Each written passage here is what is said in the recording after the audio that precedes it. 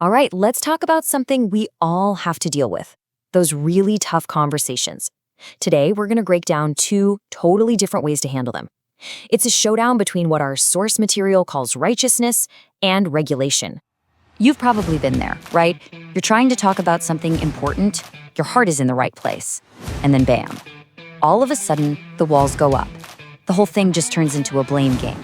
It's super frustrating, and today, we're gonna get into exactly why that happens, and more importantly, what we can do instead. So when a conversation gets heated, our instincts kind of take over. And what we find is that we usually go down one of two very different roads. And these paths, well, they decide whether we end up with more connection or just more conflict. And here they are, side by side. On the one hand, you've got the righteousness approach. This one is all about being morally right.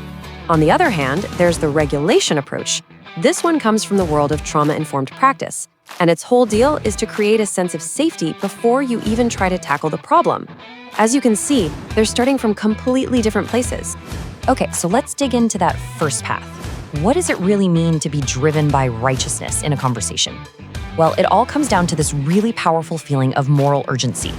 So, this whole approach runs on something called moral urgency. You know that feeling? It's that gut punch that says, this is so wrong, it has to be called out right now.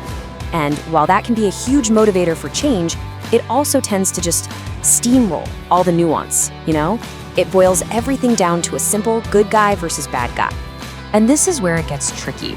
Because it's fueled by that urgency, this approach just flattens everything into right and wrong. And critically, it can end up really shaming the other person, especially when it's done in public. Instead of inviting someone to understand, it just pushes them further away. So what's the alternative then? Path number 2 isn't about winning a moral debate, not at all. It's about creating a space where a real, honest conversation can actually happen. And it's all about one word: regulation. Now, this is a total game changer.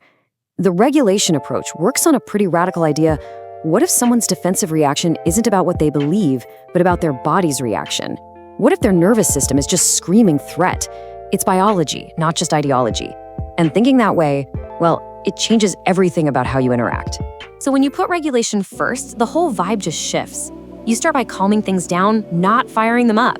You make room for messiness, for gray areas. You slow down. And maybe the most important part, you actually create a space where you can repair the connection. Okay, so if we wanted to boil these two huge ideas down to their absolute core, you could do it with a single question for each. And these two questions, man, they reveal everything about the mindset behind each path.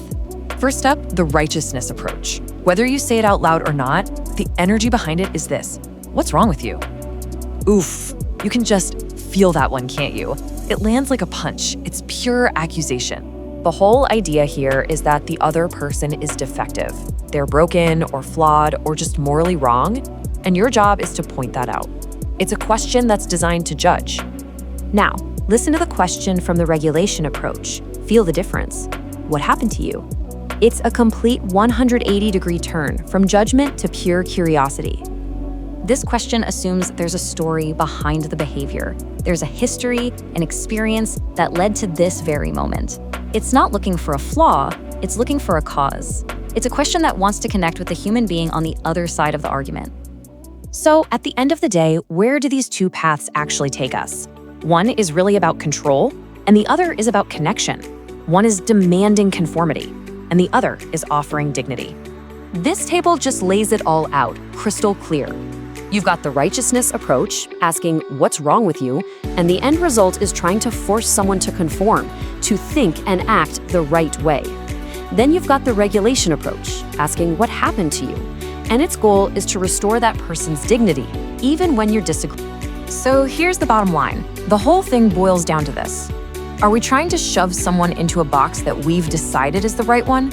Or are we trying to build a bridge to understand where they're coming from, even if we never fully agree? That's the real choice we're making. So I'll just leave you with this. The next time you find yourself in one of those tense, difficult moments, which road are you going to take? The one that demands conformity or the one that offers dignity? Will you ask, what's wrong with you? Or what happened to you? Because the one you choose, it can change absolutely everything.